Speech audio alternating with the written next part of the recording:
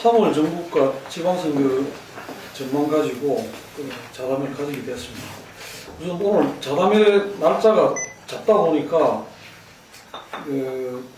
작년에 대통령 취임 1주년 바로 이제 1호가 됐습니다. 이거 하루 전이 됐는데 각 신문에서 이제 평가도 나오고 하는데 우리도 우선 그 이야기를 하면서 토론에 들어갈까 합니다. 작년 대통령 취임하고 1주년을 각자 한 분야씩 좀 말씀을 해주시면 어떨까 싶으면 너무 길어지면 또 그러니까.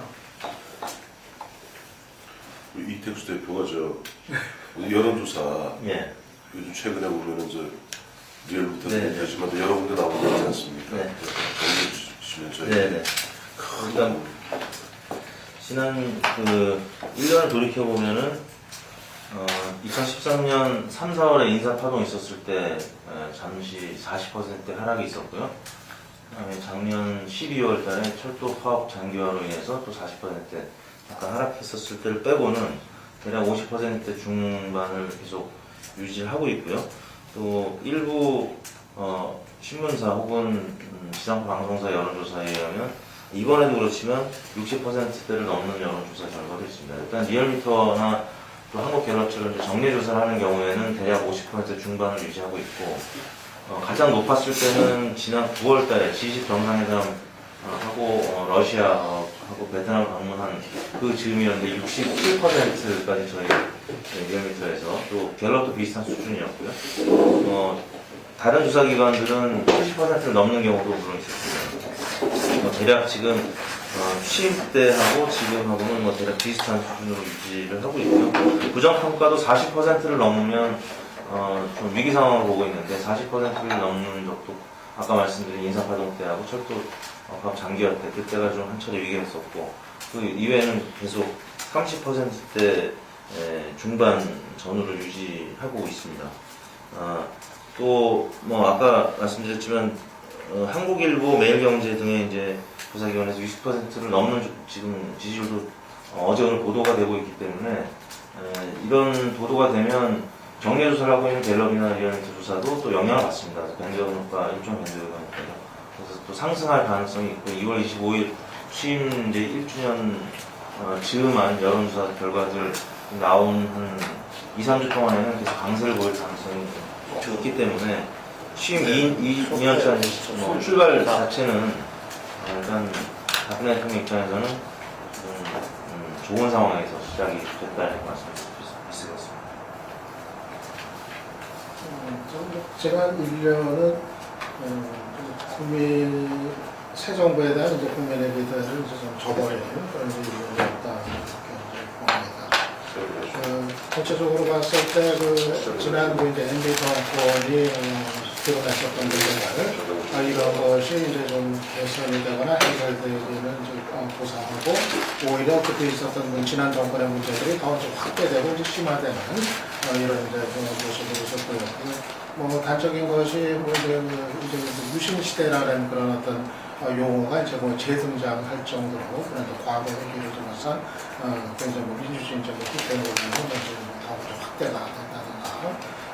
그리고 이제 또 불통의 문제 같은 경우가 오히려 그 MB 정권 때보다도 더 이제 좀 심각한 문제를 그런데 전체적으로 봤을 때 이제 그런 문제들이 이제 좀 확대가 됐고 그리고 이제 무엇보다도 이제 박근혜 대통령이 대선 때 약속했던 최대 이제 공약들이 사실상 실종이 되거나 또 이제 크게 이제 후퇴했다는 점을 들 수가 있을 것 같아요. 공약과 관련해서는 먼저 그 복지 공약 같은 걸 또는 그 경제민주화 공약 이런 것들이 이제 크게 후퇴를 해서 또 이제 그 신뢰의 정치, 신뢰의 어떤 그 국정운영 여기에 이제 상당히 이제 큰 문제를 먼저 던졌다고 할 수가 있겠고. 그리고 대선 때 이제 무엇보다 또 가장 큰 이제 그 기치로 내걸었었던 그런 이제 국민 통합의 이제 약속 이것은 대선 끝난 직후에 사실상 이제 폐기가 되다시피 한 이런 상황이 먼저 계속이 됐다고 할 수가 있겠죠. 그렇기 때문에 사실상 박근혜 대통령이 대선을 치르면서 내걸었던 그 핵심적인 그 공약들 이런 것이 이제 거두어서 드리면서 기본적으로 그 이제 현 정부의 그 박근혜 정부의 어떤 그 신뢰 문제 이런 거를 심각하게 이제 드러냈고 그리고 무엇보다도 이 통합의 어떤 그 노력을 완전히 그 포기하다시피 함에 따라서 그래가지고 이제 그 정치적인 이제 갈등이 뭐 계속해서 뭐 심화될 수 없는 상황 이거를 막고 있다고 생각합니다. 다만 그럼에도 불구하고 아까 얘기처럼 지지율이 뭐 그래도 뭐 좀 호조를 보이고 있는 거 이거는 이제 집권 이전이라는 이런 어떤 집권 초반이라는 점도 있겠지만 무엇보다도 야권의 어떤 그 부진, 야권이 지금 어떤 그에 대한 국민의 지지가 대단히 낮은 상태에 머물러 있기 때문에 결국은 이제 갈 곳 없는 그런 층들이 선택할 곳이 없는 층들이 여전히 박근혜 대통령을 떠나지를 못하고 있는 상황이다. 다분히 좀 야권의 어떤 반사이익의 부진에 따른 반사이익의 측면도 존재하는 거 아닌가 그렇게 생각합니다. 지난해 2월 25일 박근혜 정부 출범했고 이제 내일 1년이죠. 지난 1년 2013년 정국을 돌아보면 그야말로 딱 한마디로 표현할 수 있을 것 같아요. NLL 대화로 때 국정원 댓글입니다. 이른바 정치적으로 보면 여와 야가 치열하게 어떻게 보면 충돌하는 가운데 역대 보면 어느 정권보다도 비협조적인 야당, 어느 정권보다 비협조적인 야당의 비협조성 기억하시겠습니다만 보면은 거의 대선 불복적 분위기가 1년 동안 횡행하는 가운데 한때 당 대표였던 전 국무총리가 보면은 박정희가 누구 때문에 죽었는지 또 보면은 원내 대변인이 귀태 발언하는 이런 대선 불복적 분위기가 계속 1년 동안 횡행하는 가운데도 국민들은 그래도 1년 지난 이 마당에 한 55에서 크게 한 63%까지 지지를 주고 있는 것은 정치와 어떻게 보면 민생을 갖다 구별했던 박근혜 정부의 어떤 전략이 나름대로 성공한 것이 아닌가. 그러니까 물론 그런 부분에 있어서는 앞서 우리 유 박사님 말씀하신 대로 이거 불통 아니냐 하는 그런 지적, 다운 지적을 갖다 감수해야 될 겁니다. 왜냐하니까 여의도 정치와 아주 의도적으로 거리를 두고 자신들은 내가 흔히 내 길대로 가겠다 하는 그런 식으로 하다 보니까 국민들 입장에서는 정치는 새누리당하고 민주당하고 싸우는 그런 정쟁의 늪으로 그렇게 보는 가운데 박 대통령은 그것으로부터 조금 떨어진 가운데 국가의 국정원에 매진하는 것 아니냐는 그런 인상을 주었고 그런 것이 보면은 한 56에서 63%에 이르는 국정 지지율을 갖다가 확보해 주었다 보고 결국 문제는 그렇습니다. 지난 1년 동안에 그런 상황이지만 올해 같은 경우는 6.4 지방선거 7.30 재보선이 있게 되면은 원튼 원치 않던 그 결과에 따라서 박근혜 대통령도 정치적 그런 흐름 속에 뭔가 담길 수밖에 없는 그런 분위기에서 과연 박근혜 대통령이 지금 추진하고자 하는 경제혁신 3개년 계획이 제대로 그 동력을 갖다가 유지해 나갈 수 있을지 아니면 추동력을 잃게 되는 그런 상황이 올지 하는 것은 오롯이 본 6.4 지방선거 결과에 따른 것이다.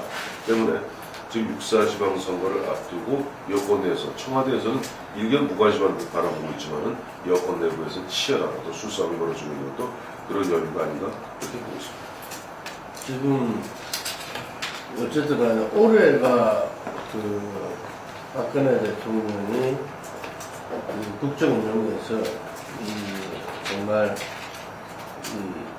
뭔가 해볼 수 있는 마지막 해 아닌가 이런 이야기를 이제 하는데 사실 지난 1년을 보면은 첫 1년이 무엇보다도 중요하다 이렇게 이야기하잖아요.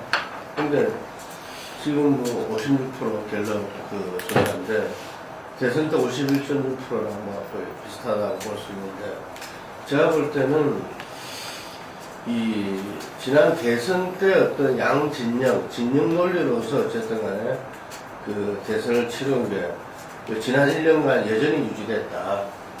오히려 그 국민 대통합보다는 이 상대를 갖다가 저는 종북 논쟁이라는 게 진보 정당 이석기만을 겨냥했던 게 아니고 사실은 그게 그 제1야당이 민주당을 겨냥했던 거고 거기에서 민주당이 제대로 극복해야 할 수가 해내지 못했죠. 그러다 보니까 이 나라 운영은 국정을 양쪽으로 쫙 갈려가지고 금방 황태순 박사님 이야기하신 대로 무슨 NLL 국정원 댓글밖에 지난 1년이 안 떠오른다고 이렇게 이야기를 했지만 그것이 바로 박근혜의 그 국정 운영의 하나의 이 기조였다.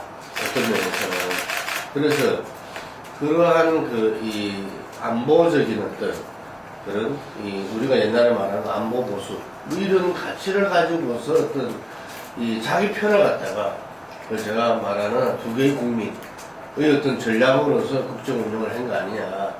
그럼 그 결과가 과연 어떠한가. 저는 오늘 그 조선일보 보면은 조선일보가 정치학회하고 이 정치학자들께 조사했던 것을 발표를 했는데 거기 보면 잘했다 42%, 잘못했다가 48%입니다. 그리고 리더십이나 정책 그 수행에 대한 평점 이런 부분들이 역대 대통령과의 어떤 비교해서 예를 들면 뭐 김대중, 김영삼, 이 노무현 대통령 다음 이게 이명박과 노태우 교우 앞에 있는 그런 이 수치다. 그래서 준비된 대통령으로서의 저는 그 국정운영 수행에는 실패했다는 이 명명백백하다. 차제의 이 부분들을 어떻게 극복해낼 것인가. 올해 만약에 이런 부분에서 기존의 기조를 계속 가져 나간다면 이 선거와 맞물리면서 저는 엄청난 어떤 이 실패를 갖다가 맞이할 수밖에 없다. 그런데 국정 운영의 실패를 예를 들면은 남북 관계의 획기적인 변화 이런 부분으로서 어떤 만회하려고 그러고 그것으로서 또 이렇게 치환하려고 한다면은 그 또한 상당한 혼란에 빠질 수밖에 없다라고 봅니다. 그래서 박근혜 대선 캠프 있는 분들도 오늘 인터뷰를 쭉 했던데 보니까 저는 이거는 여야와 어떤 지금 뭐 친박의 어떤 그런 문제가 아니다. 이렇게 나라 전체의 문제에서 박근혜 대통령이 자기 독설, 자기 완벽주의 어떤 그 정치에서 정말 새롭게 깨어나서 이 국정운영에 임할 사람을 만든다. 그 부분을 언론과 특히 정부 여당 쪽에서 대통령한테 제대로 그 부분들을 갖다가 알리지 않으면은 상당한 위기에 처할 수 있다는 겁니다. 예, 지난달에 저희들이 이제 자담회를 하면서 당시에 이제 청와대 비서실장 사태 내지는 개편 이야기가 나왔었고 당시에 또 이제 향호석 장관이나 이런 몇 분들 문제가 불거졌었는데 그래서 이 친일주년 점에서 청와대나 내각에 개편이 있지 않겠냐 그런 예상을 했었습니다. 지금 어떻게 보시는지. 그러면 또 내일 이제 11주년 맞아가지고 향후 이제 전국 국정 기조에 대해서 조금 전에 말씀하셨던 경제개혁, 경제혁신 3개년 계획을 중심으로 해서 발표를 하신다고 하는데 방금 우리 김 대표 지적대로 국정운영 기조에 좀 변화가 있을 거라고 보는지 또 청와대나 내각 개편이 있을 거라고 예상을 하시는지 그 점에 대해서 좀 얘기해 주십시오. 저는 내각 개편 가능성은 궁금은 없을 것 같습니다. 왜냐하니까 이미 시기는 없었죠. 지난해 2월 25일 출범했고 그다음에 그 사이에 보면 우리가 우리 눈에 보이기에도 외교안보 팀도 손이 별로 잘 안 맞는 것 같고 특히 경제팀 같은 경우는 이미 무슨 얘기만 하면 전화가 와. 짜증나.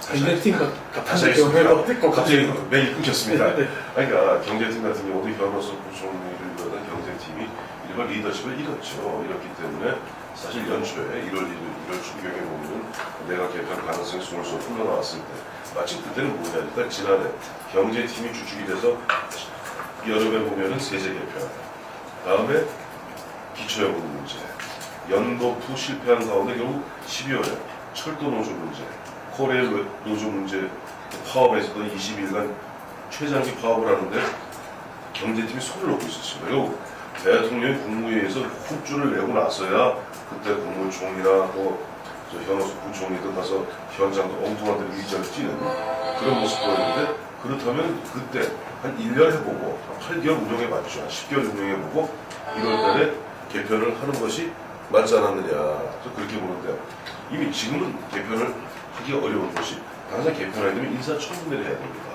인사청문회 하게 되면 가뜩이나 이리저리 꼬여있는 이런 상황에서 아무래도 야당 입장에서는 부산지방선거부터 만약 이번에 개각을 하게 되면 4월경에는 3, 4월경에 이른바 인사청문회 하게 되면, 인사청문회 하게 되면 가뜩이나 지금 보면 야당 입장에서 울고 싶다는 뺨 때려주는 경우로 아마 장을 갖다 펼쳐주게 되는 거기 때문에 아무래도 대통령 입장에서 못마땅하지만 현재 내각을 갖고 6.4 지방선거 7.30 재보선까지는 돌파하고, 또 벌써 돌파하다 보면 자연스럽게 9월 정기국회 오게 되니까 또 그냥 그렇게 가게 됩니다. 그래서 그 현 내각 갖고 연말까지 갈 수밖에 없는 그런 구조적인 틀을 갖추어놨는데, 문제는 뭐냐니까 앞서 우리 이명식 주관님 말씀하신 대로 내일 당장 내일 박근혜 대통령이 경제혁신 3개년 계획 구체적 로드맵을 제시한다고 합니다. 자, 그것을 누가 끌어가겠습니까? 대통령이 방향을 제시하지만 그걸 끌어나갈 일반 1등 항해사 역할은 경제부총리 중심의 경제팀이어야 되는데, 이미 지난해 여름에 한번 새누리당으로부터 사실 옐로우 카드를 한번 받았고, 또 그동안 앞서 말씀드린 여러 가지 그런 경수마다 대통령으로부터 옐로우 카드 받았고, 급기야는 카드 정보 유출권으로 사실상 뭐 주홍 카드를 갖다 받은 이 현호소 경제팀을, 예를 들어서 그 눈치 빠르고 약삭 빠른 공무원들이 그 사람들 리드에 따르겠습니까? 안 따르죠. 이미 실자 국가장들 공무원들 다 알고 있습니다. 아, 현호소 부총리는 이 경제팀 사실은 아무것도 아니다.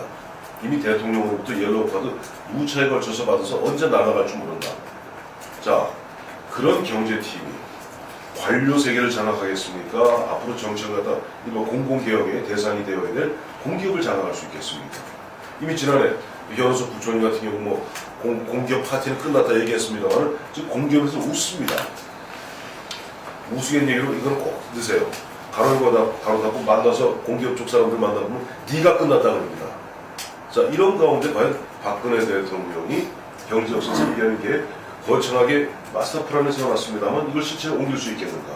올 한해 그렇게 간다면 결국 앞서 우리 유창선 박사님 말씀하신 대로 결국 문제는 경제입니다. 대통령이 야심차게 추진하는 공공개혁도 사실 어렵게 끝나고, 또 그런 상황 속에서 경제 관료들 복지 부동하는 가운데 가시적 결과를 못 낸다면 저는 오히려 올해가 아니라 내년 정도에는 앞서 우리 김동구 대표 말씀하신 대로 상당히 박근혜 대통령, 박근혜 정부가 위기에 봉착할 가능성이 크다.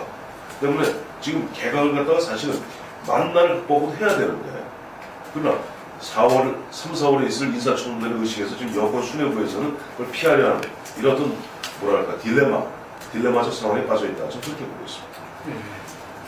집권 2년차가 사실 가장 이제 중요한 해죠. 그리고 실제로 정권의 그 장악력이 이제 가장 높아지는 때고, 또 정권이 가장 그래도 집권 기간 중에는 좀 안정적으로 운영이 될 수 있는 이제 그런 이제 기간이 되는 건데, 뭐 박근혜 정부가 뭐 집권 2년차에서 뭐 별다른 국정 운영의 기조를 못 보일 것 같지는 않아요. 기존 그 1년의 그 연장선상에서 집권 2년차도 뭐 운영이 되지 않겠다 예상이 되고, 전체적으로 봤을 때 뭐 지방선거에서 이제 승리를 그 계기로 해가지고 그거를 발판으로 해가지고 좀 더 그 이제 현 정부의 어떤 그 공격적인 이제 국정 운영 그거를 더 강화해 나가는 쪽, 그러니까 기존의 국정 운영의 기조를 오히려 더 강화하는 이런 방향이 되지 않겠는가. 그래서 현실적으로 봤을 때 뭐 야권에서 요구하는 뭐 국정 운영 기조의 뭐 전환이라든가 어떤 그 국정 쇄신이라든가 이런 거를 기대하기는 좀 어려운 한 해가 되지 않겠는가 예상이 됩니다. 그리고 거기서 이제 그 바로미터가 될 수 있는 그 지방선거 결과라는 것이 현재 예상컨대는 아무래도 좀 여당의 승리로 귀결될 가능성이 높기 때문에 특별히 뭐 박 대통령으로 하여금 국정 쇄신을 뭐 선택하지 않을 수 없도록 하는 그런 어떤 압박의 그 환경도 좀 쉽지는 않아 보이기 때문에 아마 지난 1년에 그 기조가 연장이 되고 강화가 되는 그런 쪽으로 전개가 되지 않겠는가. 그거는 이제 역으로 얘기를 하면은 지난 1년 동안에 있었던 이제 각 세력 간의 어떤 정치적인 갈등 이런 것은 여전히 올해 안에도 뭐 계속되고 오히려 더 그런 갈등은 더 격화가 될 수밖에 없는 이런 상황이 아닌가 이렇게 보입니다. 그리고 아무래도 이제 관심을 모으는 거는 국정운영 기조와 관련해서 이 인적 쇄신의 문제가 이제 될 텐데 지금 이제 박 대통령이 이제 주변에 지금 이제 과거 인물들 또는 이제 공안 시대였던 이 인물들 이런 인물들이 이제 포진하고 있고 또 남북 관계도 사실상 이제 군 출신들이 다 이제 주도를 하고 있는 이런 어떤 인적 이적 구성의 인적 환경의 문제 아마 여기에 대해서도 뭐 올해 한 해는 큰 변화를 기대하기는 좀 어려운 한 해가 아니겠는가. 뒤에 남북 관계 얘기도 나오겠지만 지금 이산화 가족 상봉까지 이런 어떤 그 변화에 대해서도 박근혜 정부로서는 아마 결국 거봐라 이렇게 계속해서 밀어붙이니까 양보를 안 하고 밀어붙이니까 이렇게 우리가 원하는 대로 이렇게 성과를 얻는 거 아니냐 하는 오히려 이런 쪽에 이제 해석을 할 가능성이 크기 때문에 아마 이 남북 관계와 관련된 어떤 정책 주도자들의 인적 변화 이것도 뭐 올해는 아마 없을 가능성이 크지 않겠나 봅니다. 개각에 관련해서는 여론조사 최근 결과들을 보면은 개각 요구 의견이 좀 더 많은 것이 사실인데요. 실제는 황 의원님께서 지적하셨지만 개각에 이제 현실적으로 개각이 가능한 시기를 이미 좀 지난 측면이 있고요. 일단 야권에서도 지금 뭐 여러 가지 복지 정책 문제나 또 경제 민주화 관련해가지고 경제 수장과 관련된 책임론도 제기하고 있지만 당장 어제 뭐 참여연대가 청와대 앞에서 기자회견을 열었는데 포커스는 국정원장하고 법무부 장관, 국방부 장관 이쪽 국가 안보를 책임지는 혹은 뭐 법무부 장관 쪽에 모아지고 있다 보니까 실제 최근 여론조사에서 많은 국민들이 국정원 사태에 대해서는 최근 뭐 서울시 이제 간첩 사건이 터지긴 했습니다만 좀 피로감을 느끼고 있는 상황이라서 좀 포커스가 야권에서 국민들이 좀 납득할 수 있는 쪽으로 가지 못하고 계속 이 공안 쪽에 관련된 장관들한테 모여지면서 추동력이 좀 떨어진 상황인데다가 박근혜 대통령 지지율이 50% 중후반을 계속 유지하고 있는 상황이라서 일단 개각에 대한 필요성은 느끼지만 개별 장관들에 대한 개각 요구에 대한 의견은 그다지 크지 않은 것 같습니다. 예를 들어서 현호석 부총리에 관련해서 방금 황 의원님이 이 정보 유출과 관련된 국민들의 정서가 굉장히 좋지 않거든요. 그런 부분에 대해서 국민들을 설득한다면 좀 설득력이 있을 수 있겠지만 또 당장 일반 국민들의 또 여론 지표는 집권 2년차 가장 박근혜 대통령한테 원하는 게 경제 성장이거든요.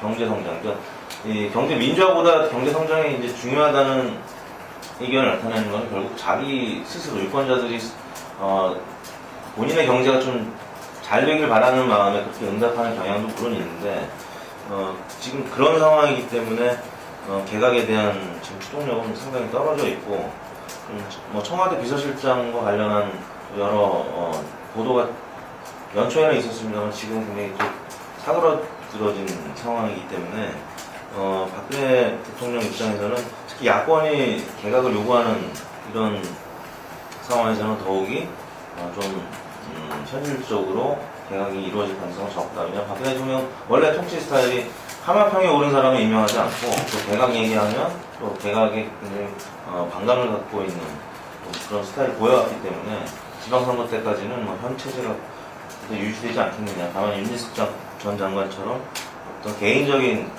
스캔들이나 구설수가 있어서 정권에 굉장히 부담이 될 경우에만 일부 개각할 수 있다라는 전제는 있습니다만 실제 소폭이나 중폭이나 개각은 뭐 있지 않을 것 같다 전망하고 있습니다. 우리가 이제 DJ나 YS 같은 경우 실제로 카리스마 있는 대중정치인의 상징 같은 분들인데 이런 분들은 이 어떤 고비를 갖다 이럴 때 보면 가장 그 포인트는 뭐냐면은 국민과 함께했다.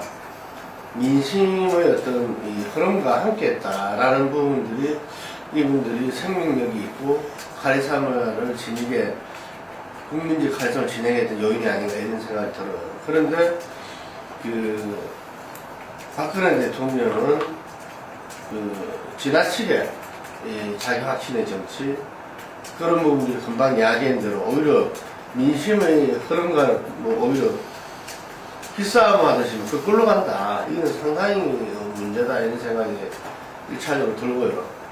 그런데 전혀 다른 측면에서 지금 대북이나 안보 부분들의 평가는 굉장히 높거든요. 높은 반면에 오히려 박근혜 대통령이 우리가 이전에 이렇게 유신 시절을 떠올릴 때 남북 관계가 오히려 좀 전향적으로 이렇게 바뀌는 7.3 운동성명 이후에 그 유신이 왔었는데 저는 이 남북 관계라는 게 상당히 이렇게 진보 정권보다는 보수 정권이 뭔가 할 수 있는 여지가 크다고 이게 그런 측면에서 현재 우리의 이 안보 라인들 이런 부분들에 대해서 상당히 경직되어 있다. 너무 군 출신으로 되어 있다. 이런 문제 제기들이 그 보수 언론에서도 지금 제기되고 있는 이런 차원에서 뭔가 이 획기적인 변화를 갖다 준비해 나가는 차원에서라도 일정 시기에 오히려 그런 선제 카드로서 좀 경제보다 예를 들면 경제 부분에서는 아까 말씀하신 대로 지방선거 전에는 상당히 어려움이 있을 것 같고 그래서 오히려 이 외교 안보 라인에서 어떤 변화가 이렇게 예상 못하게 나올 수도 있다 이렇게 봅니다.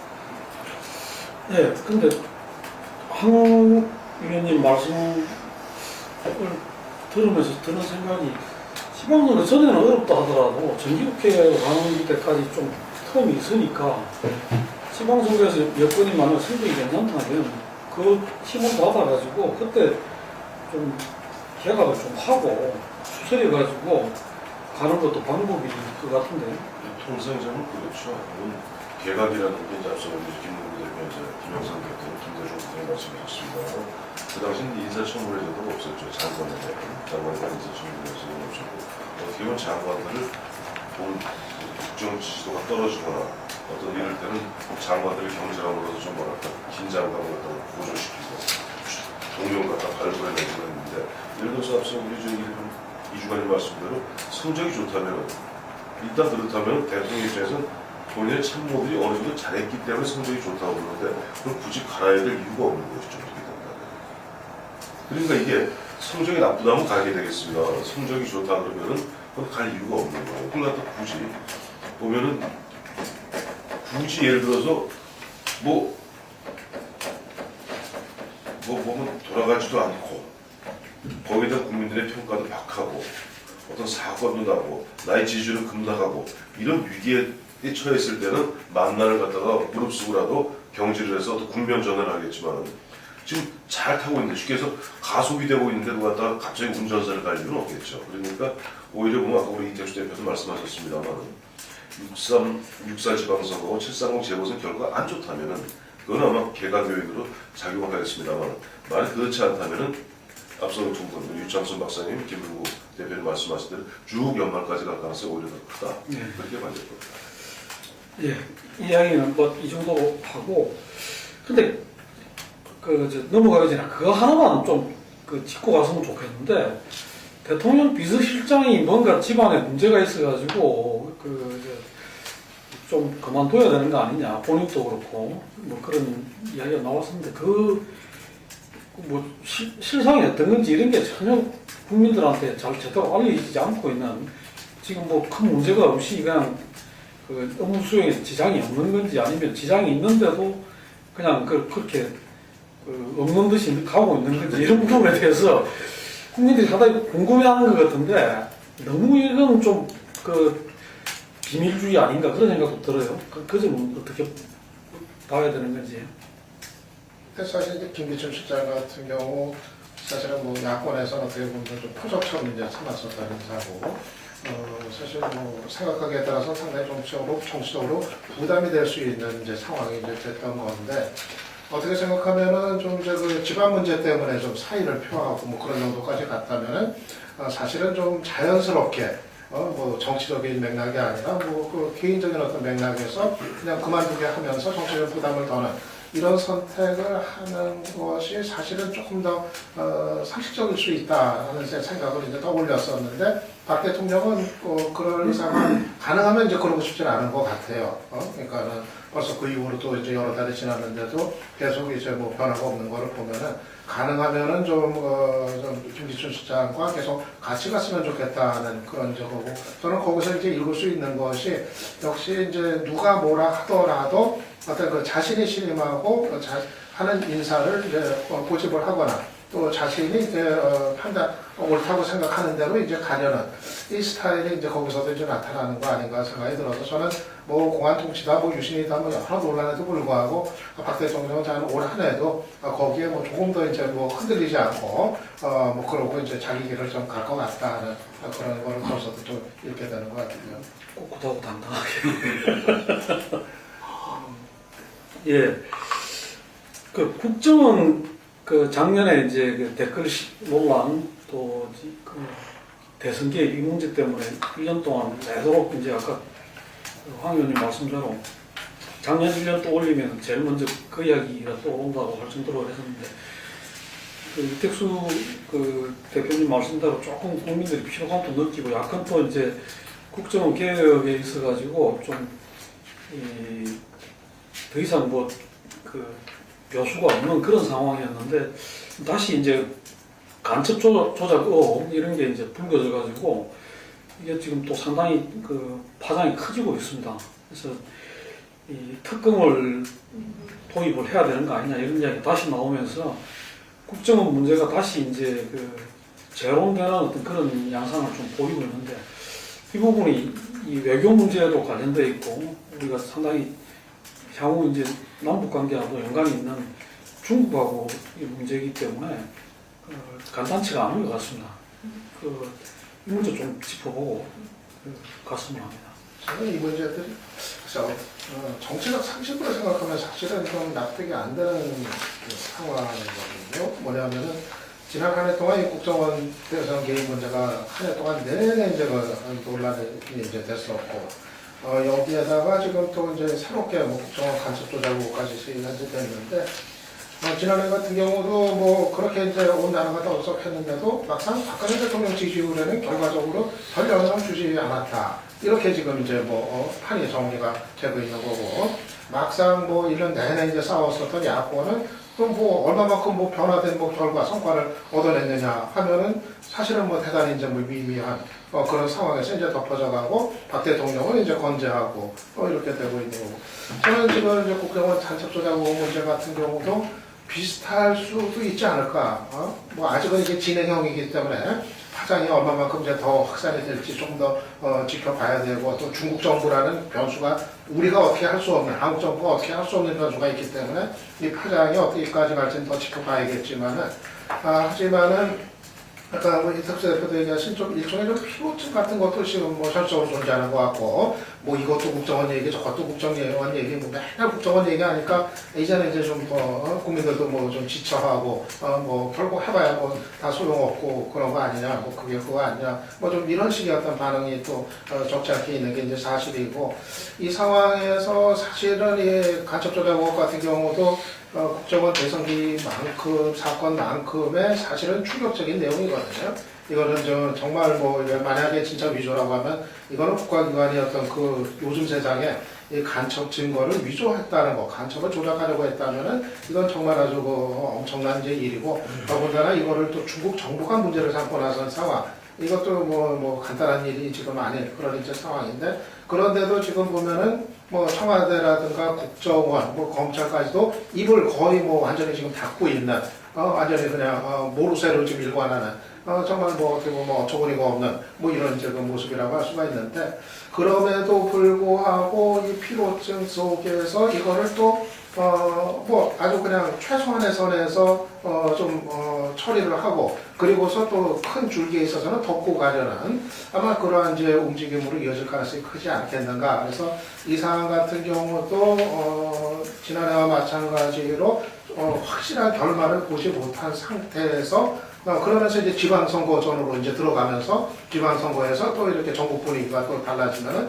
이것도 이제 그냥 그 속에서 그냥 끝나버리는 이럴 가능성도 또 존재하는 거 아닌가 또 생각이 드네요. 저는 이 사건을 보면서 한 10여 년 전에 로봇킴 사건을 또 생각하는데 미국에 보면은 그때 뭐죠? NCIS인가요? 이 해군 정보수사기관에 근무 중이던 우리 민주당 김성원님의 친형이죠. 로봇킴이 그 당시 우리나라 이제 대사관에 있던 주미 한국 대사관에 있던 백대령에게 보면 무슨 큰 정보도 아니었죠 사실은. 그 당시 이제 북한의 뭐 잠수하고 이런 관련 그런 장고를 줬다 그래서 미 FBI한테 이른바 간첩죄로 체포돼갖고 아주 장기간 옥을 살았던 그런 사건을 생각하게 되면서 저는 이 사건 일단은 검찰에서 지금 대검 공안부인가요? 이번에 좀 반장 공안부장인가요? 그 공안부장이 지금 대검 검사장 지휘하에 지금 조사하고 있으니까 우선 그걸 지켜봐야 된다. 그리고 두 번째는 이 사건이 어제 같이 보니까 새누리당 유장현 의원도 그런 얘기를 했습니다만은 중국의 입장에서 방첩 사건이다. 로봇팀 같은 사건이다. 그리고 이게 우리가 지금 보면은 번역하는데 마치 조작이라는 표현을 썼는데 그것이 과연 국가정보원이 지난해 8월에 선양 국정원 영사로 나간 그 이모 영사가 이른바 조작했다면 저는 그건 남재준 원장을 비롯한 국정원을 다 파지게 해야 됩니다. 그런데 지금 거기서 나오는 이야기대로 중국 대사관, 그러니까 이 사람이 유우성이라는 사람이 한국 사람이 아니에요.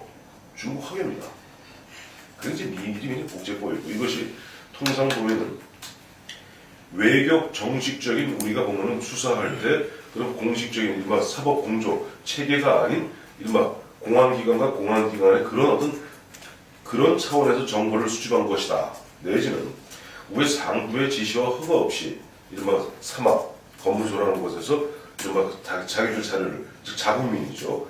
유우성 씨 자국민에 대한 자료를 갖다 넘겨준 부분에 대해서 지금 그 이른바 방첩 사건으로 간첩 사건으로 건다. 굉장히 복잡한 이야기인데 이런 부분들 그런 경우라면 또 모르겠을 때 만약 하나 진짜 만약 국가정보원에 지난해 8월 때 긴급히 파견해서 그 영사가 조작했다? 저는 상상도 할 수 없는 일이 만약 그런 일이 있다면 국가정보가 좀 해제해야 된다고 생각합니다.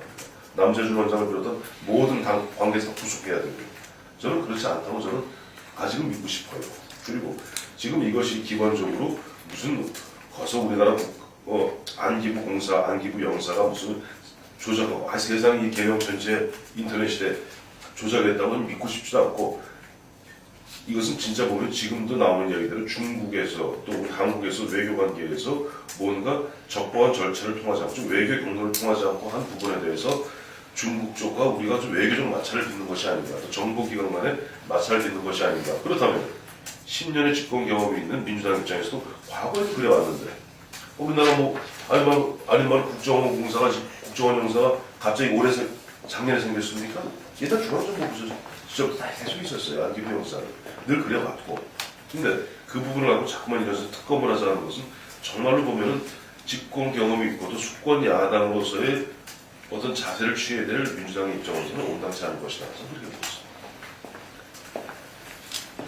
특검 얘기만 잠깐 특검 얘기만 하는 것 같아요. 저는 이제 정반대인데 대하시고 반대인데 지금 뭐 특검 이외에는 진상에 접근할 수 있는 현실적으로 이제 없다. 이제 그렇게 이제 분명히 다 지금 의혹에 지금 분명히 검찰이 이제 의혹에 이제 한 관련자가 지금 돼버린 상황이고 과연 위조됐다면 검찰은 과연 그거를 모르고 재판부에 제출했겠느냐 이 의혹이 제기가 되는 상황이고 실제로 지금 검찰이 뭐 국정원 부분에 대해서는 뭐 전혀 그뭐 그냥 속수무책인 그런 모습을 이제 드러내고 있어요.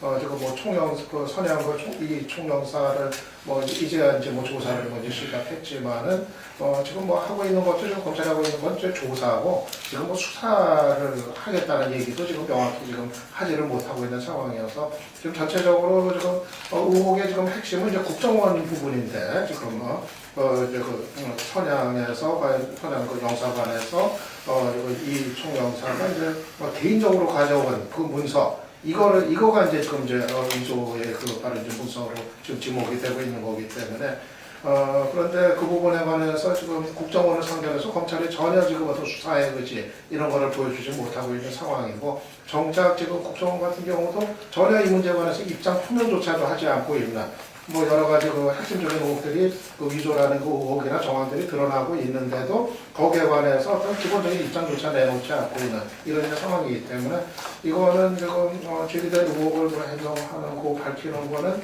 뭐 현실적으로 봤을 때는 뭐 다른 검찰한테 기대하기는 어렵고 다른 방식 뭐 최소한 국정조사라든가 국정조사의 좀 정치적인 논란 속에서 과연 또 얼마만큼 실체 기능이 가능할까 의문이 들기 때문에 이거는 좀 특검으로 가는 게 좀 맞는 거 아닌가 저는 좀 이렇게 생각합니다.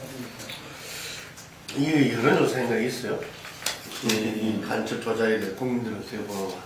아니요, 여론조사는 아직은 없고요. 일단 이 이슈 자체가 상당히 어렵습니다. 뭐 황 의원님 자세히 설명을 해주셨지만 일반 국민들이 느끼기에는 굉장히 어려운 문제고요. 뭐 기사를 봐도 이게 어디서 무엇이 잘못됐는지 정확하게 모르고 일단 뭐 검찰이나 국정원 내부의 의견들이 계속 혼란스럽고 외교부의 의견도 혼란스럽고 뭐 그 정도? 그다음에 뭔가 의혹이 있는 것 같은데 이 국익과 관련된 또 드러내지 못할 사안이 있는 거 아니냐 정도고요. 그래서 어렵다는 측면과 그다음에 아직도 남북 관계는 계속 경색 국면이고 또 통합진보당과 이석기 의원에 대한 1심 결과가 야권에는 불리하게 나왔기 때문에 그래서 국정원 개혁과 관련해서 굉장히 전환점이 될 수 있는 중요한 사안임에도 불구하고 지금 여론의 그 주목을 받고 있지는 못하다라는 생각이 들고요. 예. 여론의 주목을 받고 있지는 못하다는 이야기는 좀 저는 좀 너무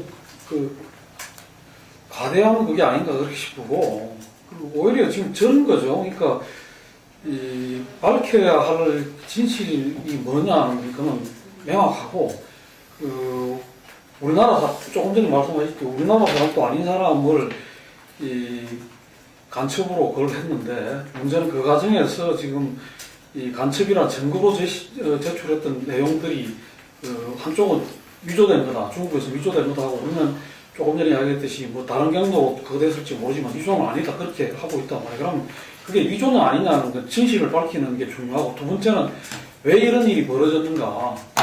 결국은 그게 목적이 진짜로 박원순 시장의 흠집내기를 위해서 이루어진 거라면 그건 뭐 지금 바로 지방선거와 연결되는 보통 심각한 문제가 아니죠. 근데 이 유우성 씨가 저기 채용된 게 박원순 시장 때인가요? 아니 오세훈 시장 때요?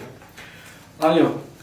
어느 시장 때 채용되는 게 문제가 아니라 어떤 시장 때 이런 사건이 일어나면 만들어졌느냐. 아니 2006년이잖아요. 이 사람이 지금 보면 유우성 씨가 중국에 이른바 중국에서 북한으로 들어갔다가 나왔다 세 번 나왔다. 그것이 2006년입니다. 2006년 이야기고 2006년이고 그 당시 그 이후에 오세훈 시장 때 채용된 사람인데 이걸 박원순 시장을 연결시키는 거예요. 그렇게 말씀하시면 이 사건이 처음 나왔을 때 그 여당에서 그 서울시장이 자기가 데리고 있는 그 직원이 간첩인지 아닌지도 모르고 간첩을 하고 있다 그런 식으로 해가지고. 그건 저도 정치판에서 지금 2년째 지금 정치평론하고 있습니다. 그 당시에 새누리당에서 어떤 뭐 부대변인이 그런 얘기했는지 모르지만 그런 것은 부대변인 차원이 아니에요. 아니, 그렇지 않아요. 그리고 그게 또 국정원에서 집중적으로 그런 이야기를 했다는 게 문제였죠.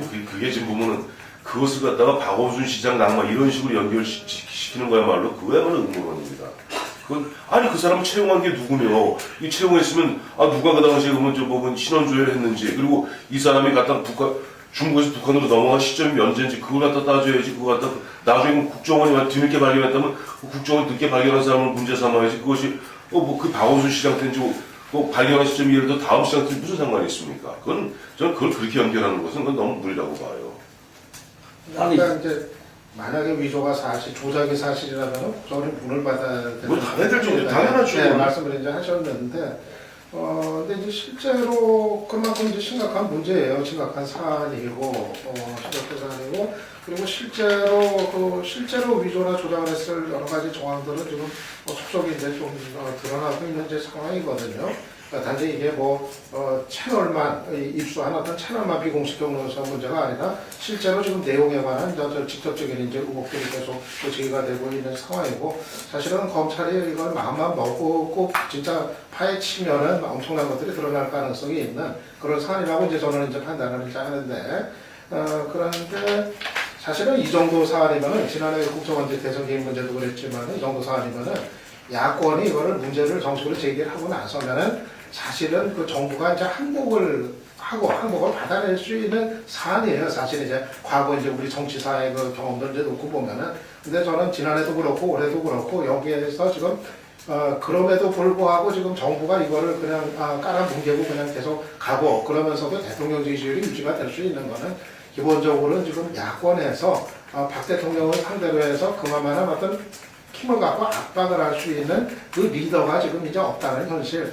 저는 기본적으로 지금 이 문제 아닌가 하는 생각도 이제 들어요. 그러니까 아무리 야당에서 지난해 한 해 동안 이 국정원 대기선배 문제 가지고 1년 내내 투쟁을 했어도 결국 박 대통령을 한 발 뒤로 물러서게 할 수 있는 그 힘을 이제 보여주지를 이제 못했기 때문에 저는 지금 야권의 그 박 대통령을 그 필적할 만한 그런 리더가 지금 부재한 현실, 여기로부터 지금 이 상황은 계속 반복이 되고 있는 거 아닌가, 저는 그렇게 좀 생각합니다. 문재인 있잖아. 네, 저는 남진은 아니 잠깐만 들어보기. 만약에 DJ가 이런 사안들을 자, 지금 여기서- 다뤘다고 하면은 자, 아마 정부의 대통령이 자, 여기서 굉장히 중요한 있을 포인트를 지금 거예요. 우리 지금 유 박사님 말씀해 주신 건데 보세요. 지난해 한번 돌이켜 봅시다. 우리 저 국정원 댓글 의혹 나왔는데 이른바 NLL 대화로 까자고 분위기를 주도했고 심지어는 김한길 대표까지도 무료가 시켰던 사람이 누굽니까? 바로 문재인 의원이에요. 지난 1년 정확히 6월 20일부터 전국을 주도했던 것은 야 쪽에서는 문재인 의원입니다. 근데 문재인 의원은 저는 알아요. 왜 이번 이 시점에서 이른바 서울시 간첩 조작 의혹 사건에 대해서 변호사 출신인 문재인 의원이 요즘 최근에 보니까 별로 말씀을 안 하시대요. 왜 그럴까요?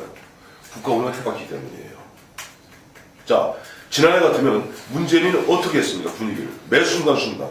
문재인 의원이 잘 생각해 보세요. 6월달부터 6월 20일부터 어떤 일을 하는지 문재인 의원 고비고비마다 마지막 순간까지 어떻게 하는지 보세요.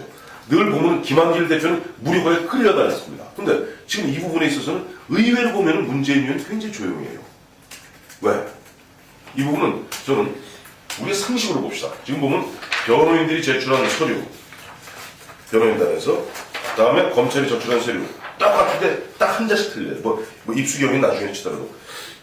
검찰이 낸 제출에는 출경, 입경으로 되어 있고, 그 다음에 변호인 측에서 제출한 건 나머지 똑같아요. 분초까지 다 똑같아요.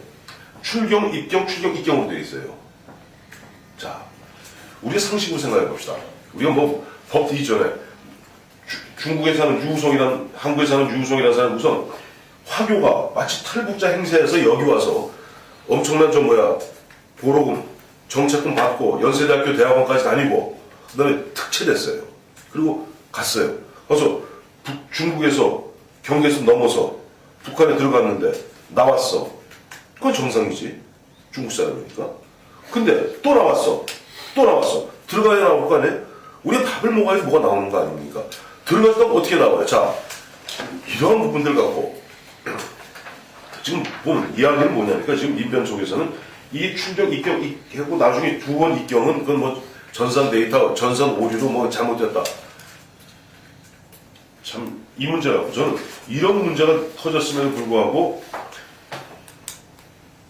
그동안 요만한 티끌만 나오면 갖다 벌떼같이 달려들던 문재인 의원과 친노들이 입을 딱 다물기는 그분들이 바로 국정 운영을 해봤기 때문에 무슨 내용인지 알기 때문에 가만히 있는 거라고 저는 봅니다. 네, 저는 그렇게 안 봐요. 제가 보는 시간 말씀드린 거니까 기록 반드시 남겨주세요. 저는 문재인 의원이 이럴 수도 있다고 국정원고 하셨으니까 그렇게 이해를 해서 그럴 게 아니라 문재인 의원이 자꾸 나서니까 오히려 그게 이제 좀 정국이 엉뚱한 방향으로 갔던 경험, 그것 때문에 이제 그냥 빠져 있는 거지. 이거를 이해해서. 아니, 나는 지금 이야기가 좀 상식적 차원에서 됐으면 좋겠는데,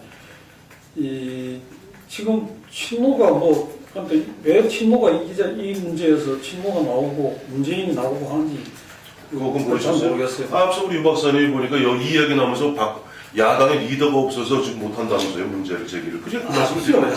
야당의 리더가 없어서 못하는 게 야권이 지금 제대로 대응을 못 해왔고 힘이 없으니까 이 문제가 그 이슈의 그 규모나 크기에 비해 가지고 아까 이태수 대표가 말했듯이 국민적 파장이나 이슈가 덜 되는 측면이 있다. 그 이야기를 강조한 거죠.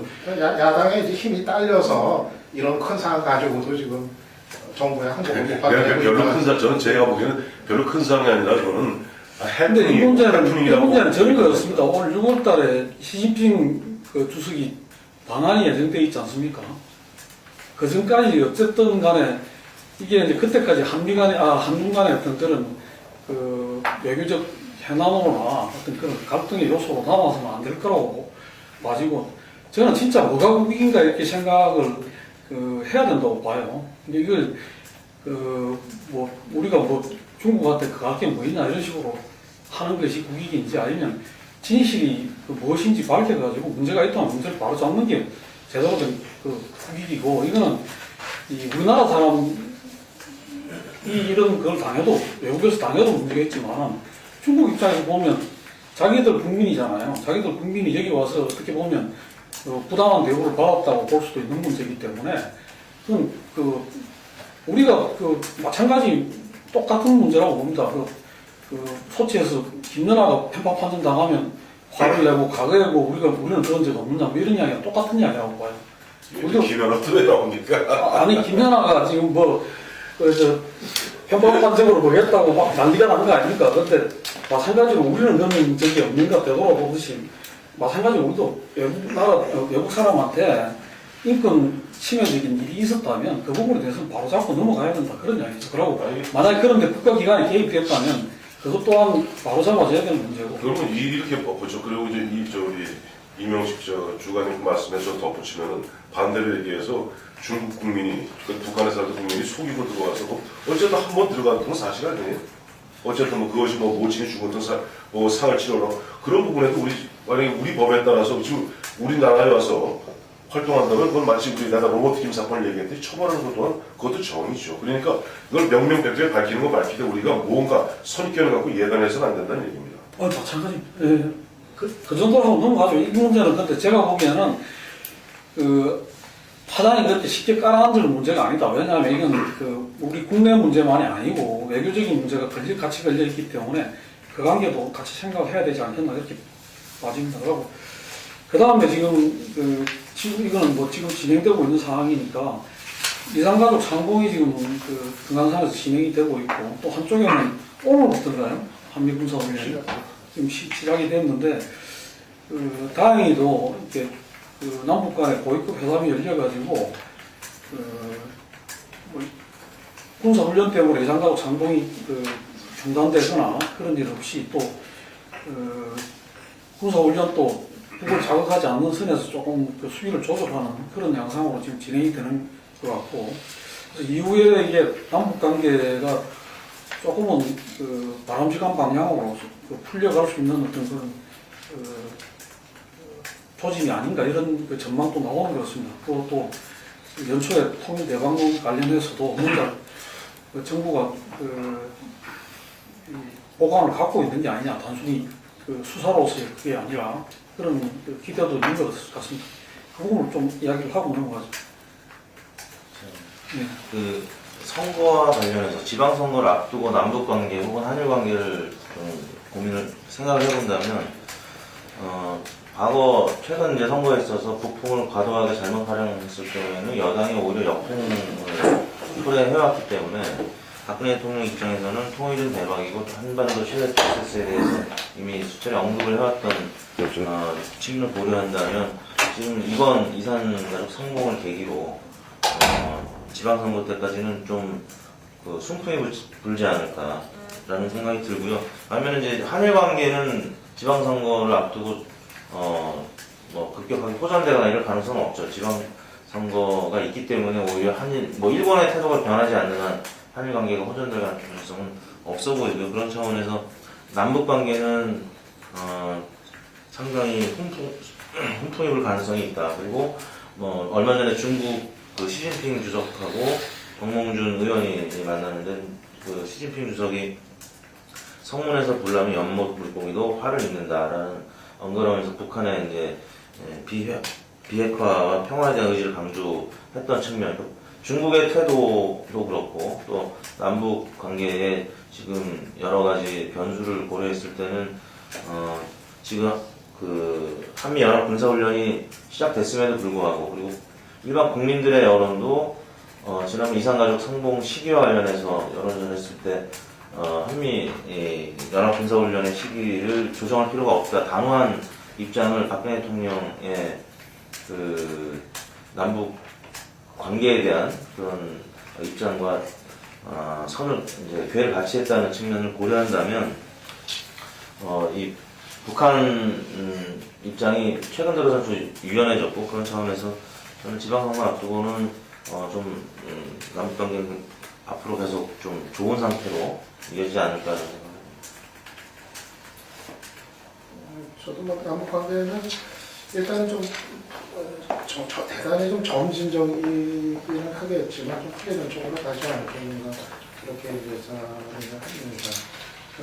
이게 밤에 군사훈련이 시작되는데 한쪽에서는 이산가족 상봉이 계속 진행된다는 거는 이전에 과거의 어떤 북한의 그 입장을 생각하면 상상조차 할 수 없었던 그런 이제 장면이거든요, 사실은. 그래서 이 점에 대해서는 북한이 아주 크게 지금 일단은 뒤로 물러나서 양보를 한 그런 이제 상황이다 이렇게 얘기를 할 수가 있을 것 같아요. 그래서 여기서 이제 볼 수 있는 거는 북한이 이제 김정은 위원장이 이 남북 관계에서는 신년사부터 시작을 해가지고 남북 관계 개선의 어떤 필요성을 아주 좀 절박하게 좀 인식하고 있다. 이거를 좀 읽을 수 있는 좀 장면인 것 같고 아마 남북 관계를 좀 푸는 쪽으로 가는 거에는 좀 작심을 한 것 같다는 그런 이제 해석이 좀 가능할 것 같아요. 지금 뭐 그동안 이제 북한의 여러 가지 그 평화 제안에 대해서 대화 제안에 대해 가지고 좀 위장 전술이다 이렇게 이제 거부를 해왔었던 이제 그 정부도 좀 이제 그 기류의 좀 변화를 좀 보이는 것 같아요. 남북 고위급 회담이 이제 또 이루어졌고 근데 고위급 회담에 그 접촉하고서 그때 청와대에서 나왔던 그 반응이 저는 좀 긍정적인 그 코멘트였던 걸로 좀 이제 그 해석을 해요. 그때 서로의 입장을 이해할 수 있는 좀 기회였었다는 그러니까 장시간에 걸쳐 가지고 서로의 생각이 무엇인지를 비로소 사실은 박근혜 정부 들어서 처음으로 주고받은 그런 자리였던 것 같아요. 서로가 그동안 불신만 이제 하고 대치만 하다가 비로소 왜 상대가 그 생각을 하고 그런 입장을 내놓고 있는지에 대해서 비로소 좀 이제 격의 없이 이해를 하고 전달할 수 있었던 그런 기회였고 그게 바로 서로 이제 김정일 위원장 그리고 또 이제 박근혜 대통령한테 바로 직보가 되는 이런 김정은 내가 뭐라고 그랬어요? 김정일 그런 직보가 되는 이런 채널을 통해서 이루어졌기 때문에 아마 그것도 나름대로 이제 의미 있었던 이제 좀 과정이었던 것 같고 그러면은 아마 그 정부 쪽에서도 청와대 쪽에서도 대북 문제에 관해서는 이전보다는 좀 이제 전향적인 쪽으로 더군다나 이산가족 상봉을 군사훈련 기간 중에도 투자가 되게 보기 그렇게 조치를 했으니까 거기에 어떤 화답을 하는 기본적인 또 성의를 보여나갈 가능성도 좀 있어 보이고 그래서 일단은 좀 풀어나가는 쪽으로 가지 않겠는가. 박근혜 정부 입장에서도 일단 남북관계에 있어서 더 봐라 좀 주도권은 우리가 쥐고 간다 이런 거를 국민들한테 보인 이런 효과가 유지가 되고 있는 상황이니까 아마 좀 이전보다는 좀 회복이 되는 이런 쪽으로 가지 않겠는가 생각이 드는데 그렇다고 해서 또 특히 그 박근혜 정부가 남북관계를 한꺼번에 이렇게 푸는 쪽으로 가지는 아마 않을 것 같아요. 대단히 조심스럽게 여전히 한편으로는 기대를 하면서 한편으로는 또 여전히 경계를 하면서 갈 테니까 대단히 점진적으로 이제 좀 가지 않겠는가 그렇게 예상을 합니다.